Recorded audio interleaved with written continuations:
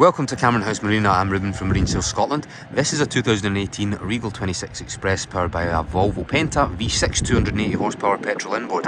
It's really an excellent opportunity for someone to get into something relatively newish model year wise. When we look at the vast majority of the stock pool, most sports cruisers are around 1999 to about 2008, thereabouts.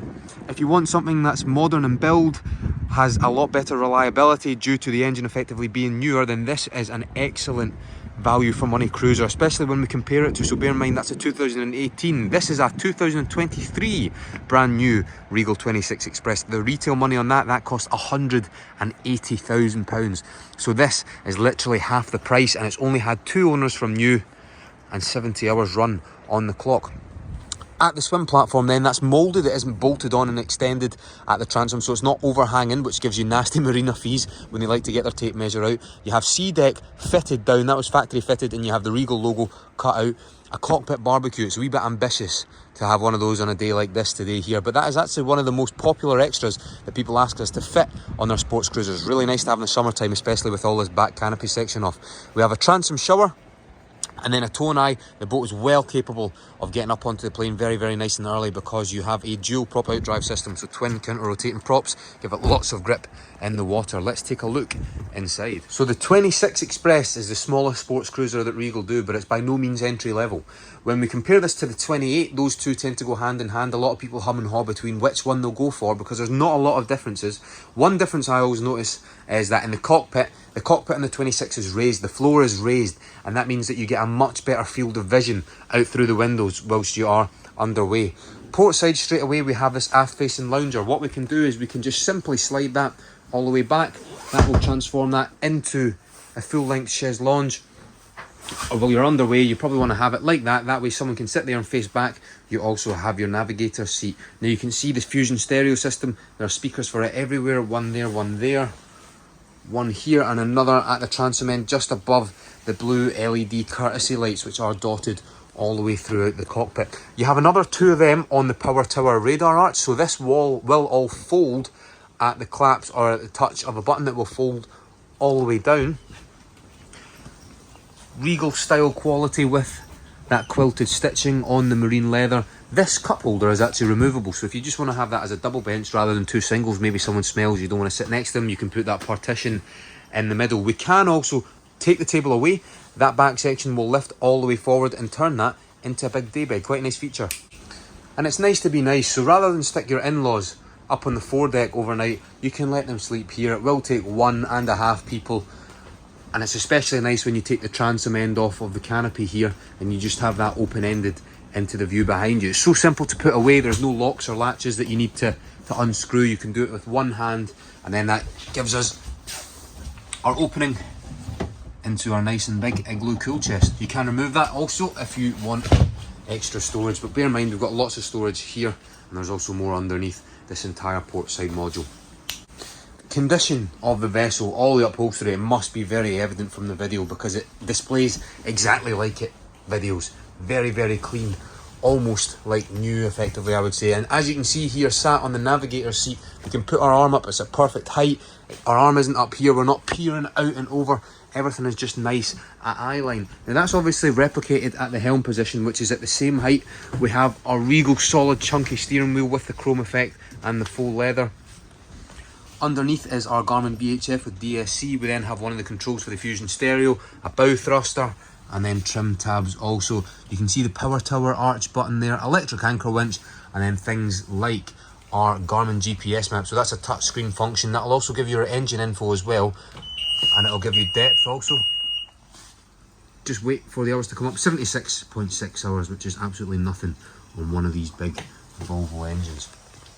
Access up onto the bow where there are 4 deck cushions. I just obviously, for obvious reasons, cannot put them out today. 1, 2, 3, 4 steps. Open up the front latch and away you go. I think without further ado, let's take a look inside.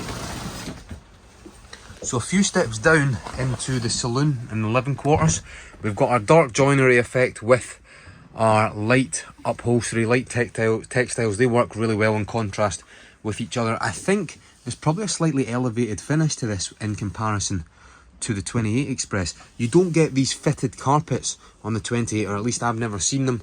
Same within the aft berth. I think that brings a real warmth to the boat. It certainly does. Now, on the starboard side, the galley consists of a fridge with a freezer compartment. Look at that, looks like it's never been used. We then have a Kenyan alcohol electric cooker.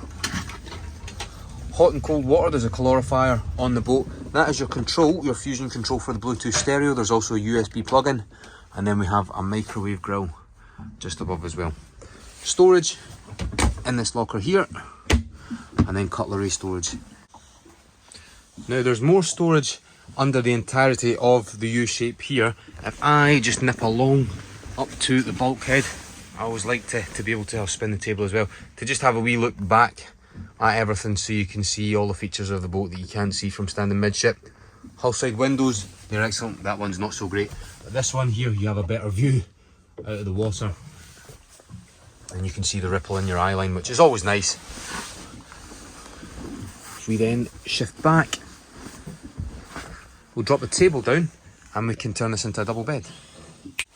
6 feet 3 inches at its longest, and by using the versatile backrest, taking the boards off, putting them down, it does make the area feel a little bit more spacey. But nice and solid bases here that don't really move while you're crawling over them. And if anyone does need the toilet, just in here on the port side, we have an electric quiet flush sea toilet. There's also a waste tank fitted to that as well. Hot and cold water because there's a calorifier on board, and you have your own separate shower unit built in to the moulding of the ceiling. Now this button here activates the extractor fan. That means if you do have a shower in here, a lot of people who have boats will understand that it's not really nice using the wet head because everything's moist and you get loads of condensation for the rest of the day, but that will draw out and hopefully keep the moisture at bay and keep the head nice and dry.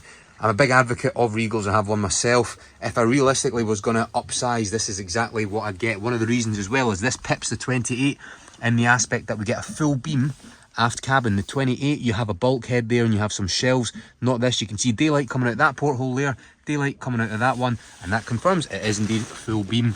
Up at the port side where the hull is, we also then have a faux leather footrest if you want to store any items there. But the thing is, for tight people, or for people who are afraid or not too keen on tight spaces, this is a lot better than the 28. We can also then draw a curtain and that will fit into those apertures there should you want it to. And then reading lights for him and for her. Fantastic.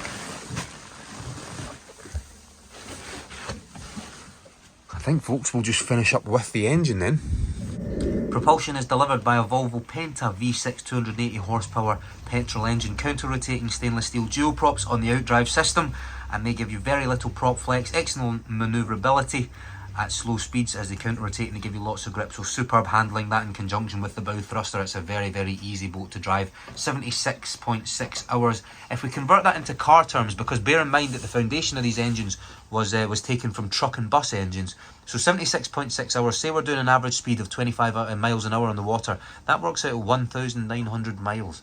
It's really nothing if you want to convert it into car terms. Just to show you as well, when we put this down, we've got some more storage in here on the port side. I'm just currently keeping the shore power connection there. We then push this down, take a look in the aft locker. You can see great storage space.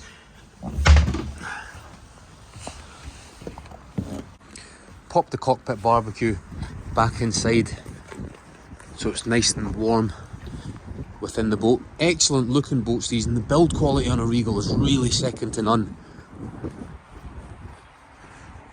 It's right up there with how Sea Line used to be in the early 2000s. I'm Ruben from Marine Sales Scotland, where fun in the water begins.